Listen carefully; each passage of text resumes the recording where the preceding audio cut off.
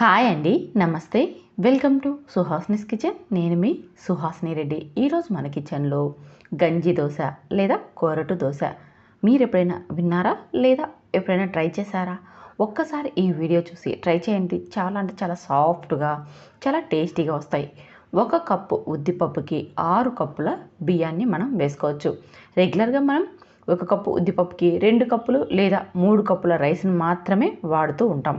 కానీ ఈ గంజి దోశకి మాత్రం 1 కప్పు ఉద్దిపప్పుకి 3 కాదండి 6 కప్పుల బియ్యం వాడుకోవచ్చు. కానీ దోశలు మాత్రం చాలా సాఫ్ట్గా వస్తాయి, క్రిస్పీగా కూడా వస్తాయి. మనం ఎలా కావాలంటే అలా, క్రిస్పీగా కావాలంటే క్రిస్పీగా చేసుకోవచ్చు హోటల్ స్టైల్లో, లేదా మెత్తటి స్పాంజీ దోశలు కూడా తయారు చేసుకోవచ్చు. మనకి ఎందుకు ఆలస్యం, ఒక్కసారి చూసేయండి. ఇందుకోసం ఒక బౌల్ తీసుకొని అందులోకి 1 కప్పు ఉద్దిపప్పును వేసుకోవాలి. మరొక కప్పు తీసుకొని అందులోకి 6 కప్పుల బియ్యంని వేసుకోవాలి. చూడండి, ఇక్కడ నేను మీకు 6 కప్పుల బియ్యం వేస్తున్నాను.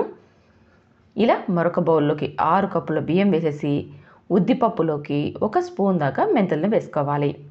ఇలా మెంతుల్ని వేసుకోవడం వల్ల రుచి బాగుంటుంది, మంచి రంగుతో వస్తాయి. ఇప్పుడు ఈ రెండిట్లోకి కూడా వాటర్ని యాడ్ చేసేసి నానబెట్టుకోవాలి. ఉద్దిపప్పునైతే అలాగే నానబెట్టేసుకోవాలి, కానీ బియ్యాన్ని మాత్రం శుభ్రంగా కడిగి నానబెట్టుకోవాలండి. ఇలా నానబెట్టుకున్న బియ్యాన్ని 6 గంటల తర్వాత మిక్సీకి వేసుకోవాలి. అంటే మనం మార్నింగ్ టైంలో బియ్యం పప్పుల్ని నానబెట్టుకున్నాం అనుకోండి, సాయంత్రం మనం గ్రైండ్ చేసేసుకోవచ్చు అనమాట. చూడండి, సాయంత్రం మీకు చూపిస్తున్నాను. ఇప్పుడు మరొకసారి ఈ బియ్యంలోని వాటర్ అంతా వంపేస్తున్నాను. బియ్యంలోని వాటర్ మనం వంపేకున్నా కానీ అదే వాటర్తో మనం గ్రైండ్ చేసుకోవచ్చండి. ఉద్దిపప్పును మాత్రం 3 లేదా 4 సార్లు శుభ్రంగా కడగాలి. ఉద్దిపప్పును నానబెట్టిన తర్వాత కడగాలి, బియ్యంని మాత్రం మనం నానబెట్టేటప్పుడే కడిగి పెట్టుకోవాలి. ఇప్పుడు మనం ఏ కప్పుతో అయితే బియ్యంని తీసుకున్నామో అదే కప్పుతో 1 కప్పు బియ్యం తీసుకొని మిక్సీలోకి వేసి ఆ కప్పుతో 1 కప్పు వాటర్ని యాడ్ చేసి గ్రైండ్ చేసుకోవాలి. కొద్దిగా వాటర్ని యాడ్ చేసుకుంటూ 1 కప్పు మొత్తం వేసేసి గ్రైండ్ చేసుకోవాలి. మెత్తగా గ్రైండ్ చేసుకోవాలండి. ఈ విధంగా గ్రైండ్ చేసేసి ఒక బౌల్ తీసుకొని అందులోకి వేసేసుకోవాలి. ఇలా మనం గ్రైండ్ చేసి పెట్టుకున్న పిండిని ఒక గిన్నెలోకి వేసేసుకున్నాక అందులోకి మరొక 2 కప్పుల వాటర్ని యాడ్ చేసుకోవాలి. 1 కప్పు మనం గ్రైండ్ చేసుకునేటప్పుడు వేసుకున్నాం. ఇప్పుడు మరొక 2 కప్పుల వాటర్ని వేసేసి ఒకసారి ఇదంతా బాగా కలిపి స్టవ్ మీద పెట్టేసుకొని చిన్న మంట మీద బాగా కలుపుతూ ఉడికించుకోవాలి. దాదాపు మనకి 10 నిమిషాలు టైం పడుతుందండి ఇదంతా ఉడికి దగ్గర పడడానికి. కానీ నాన్ స్టాప్గా కలుపుతూనే ఉడికించుకోవాలి, లేదంటే త్వరగా మనకి గిన్నెకి ఈ పిండి అంతా అతుక్కుంటుంది. అందుకోసమని చిన్న మంట మీద నాన్ స్టాప్గా బాగా కలుపుతూ ఉడికించుకోవాలి. పిండి అనేది బాగా ఉడికి చూడండి ఈ విధంగా దగ్గర పడాలి. ఇలా సాఫ్ట్గా ఉడికిపోయాక ఇప్పుడు ఈ మిశ్రమాన్ని స్టవ్ మీద నుంచి దించి పూర్తిగా చల్లారనివ్వాలి. ఇలా గంజి చేసి దోశల్లోకి వేసి గ్రైండ్ చేసుకోవడం వల్ల దోశలు అనేది చాలా సాఫ్ట్గా వస్తాయండి. ఇలా దోశల్ని ప్రిపేర్ చేసుకోవచ్చని నాకు అస్సలు తెలియదు, కానీ మాటల్లో పెద్దవారితో మాట్లాడుతున్నప్పుడు తెలిసిన విషయం ఏమిటంటే, వారు ఆ కాలంలో దోశలు వేసేటప్పుడు ఇలా గంజిని ప్రిపేర్ చేసి వేసేవారు. లేదంటే అన్నం వండేటప్పుడు గంజిని ఉంచుతూ ఉండేవారు కదండి ఆ కాలంలో. ఆ గంజిని కూడా వేసి దోశలు వాళ్ళు ప్రిపేర్ చేసుకునేవారు. ఇప్పుడైతే మనం సరేసరి పెడుతున్నాం, కానీ అప్పుడైతే వారు మాత్రం అన్నంని వంచి చేసుకునేవారు కదండి. ఆ వంచిన గంజిని ఇలా గ్రైండ్ చేసుకునే పిండిలోకి వేసి దోశలను ప్రిపేర్ చేసుకునేవారు. అందుకే వారికి అంత సాఫ్ట్గా దోశలు వస్తాయని చెప్పారు. చూద్దామని నేను ఒకసారి ట్రై చేశాను, బాగా వచ్చాయి కాబట్టి మీకు కూడా చేసి చూపిస్తున్నాను. ఒకసారి ఈ విధానంలో ట్రై చేయండి. ఇలా చల్లారిన గంజిని మనం తీసుకున్న ఈ ఉద్దిపప్పు బియ్యంలోకి వేసేసుకొని మెత్తగా గ్రైండ్ చేసి తీసేసుకోవాలి. ఇదే విధంగా మిగిలిన పిండిని కూడా అంతా కూడా ఇలా గంజిని కొద్దిగా ఉద్దిపప్పును బియ్యాన్ని వేసుకుంటూ గ్రైండ్ చేసుకోవాలి. చాలా సాఫ్ట్గా గ్రైండ్ చేసుకున్నాం అనుకోండి, దోశలు అనేది కూడా చాలా సాఫ్ట్గా వచ్చేస్తాయి.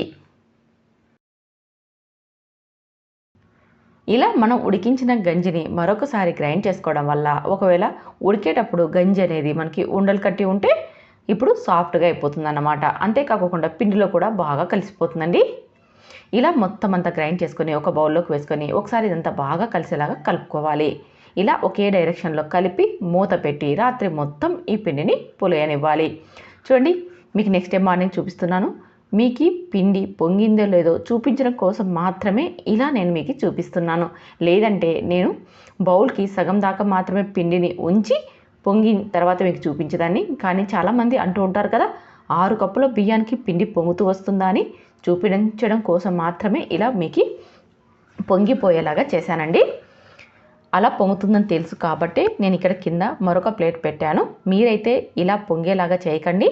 మీరు గ్రైండ్ చేసుకున్న పిండిని మనం తీసుకున్న బౌల్కి సగం ఉండేలాగా మాత్రమే చేసుకున్నాం అనుకోండి, అప్పుడు మనకి బౌల్లో నుంచి పిండి పొంగిపోకుండా ఉంటుంది. చూసారా, 6 కప్పుల బియ్యం తీసుకున్నా కానీ పిండి ఎంత బాగా పొంగుతూ వచ్చిందో. నేను చెప్పినట్టుగా ఈ గంజిని ఒక్కసారి ప్రిపేర్ చేసి దోశ పిండిలోకి వేసి కలుపుకోండి.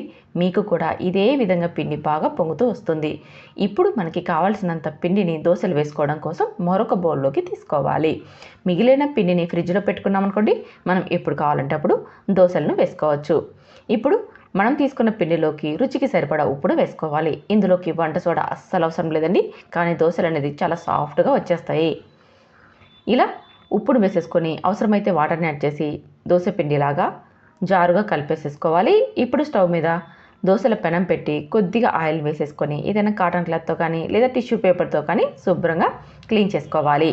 ఇలా కొద్దిగా ఆయిల్ వేసి క్లీన్ చేసుకోవడం వల్ల మనం దోశ పిండి పెనంకు అతుక్కోకుండా ఈజీగా స్ప్రెడ్ అవుతుంది. చూసారుగా, ఇలా ఒక గరిటె పిండిని తీసుకొని ఎంత వీలైతే అంత పలుచగా స్ప్రెడ్ చేసుకోవాలి.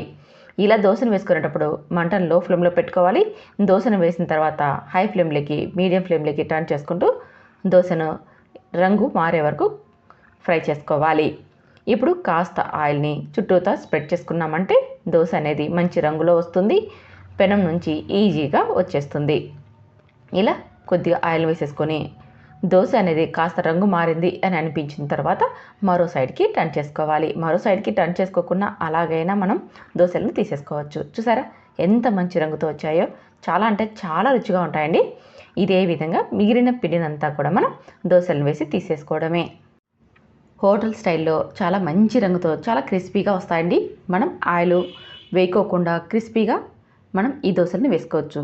లేదా మెత్తటి స్పాంజీ దోశలు కావాలంటే పెనంకి కాస్త ఆయిల్ని స్ప్రెడ్ చేసుకొని ఇప్పుడు టిష్యూ పేపర్తో కానీ కాటన్ క్లాత్తో కానీ ఆయిల్ని శుభ్రం చేసుకోకుండా అలాగే దోశను వేసేసుకొని పైన మూత పెట్టేసి 5 నిమిషాల పాటు అలాగే మీడియం ఫ్లేమ్లో ఫ్రై అవ్వనివ్వాలి.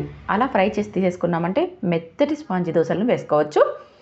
మనం పైన మూత పెట్టుకోకుండా ఓపెన్గా కాల్చుకున్నామంటే క్రిస్పీ దోశలను తయారు చేసుకోవచ్చు. ఇదే పిండితో 2 రకాల దోశలను వేసుకోవచ్చు, అలాగే పొంగనాల్ని కూడా వేసుకోవచ్చు. చాలా అంటే చాలా సాఫ్ట్గా చాలా టేస్టీగా ఉంటాయండి. 1 కప్పు ఉద్దిపప్పుతో 6 కప్పుల బియ్యం వేసేసి మనం ఎప్పుడైనా తయారు చేసామా? ఒక్కసారి ఇలా ట్రై చేయండి. చాలా టేస్టీగా చాలా క్రిస్పీగా వచ్చేస్తాయి.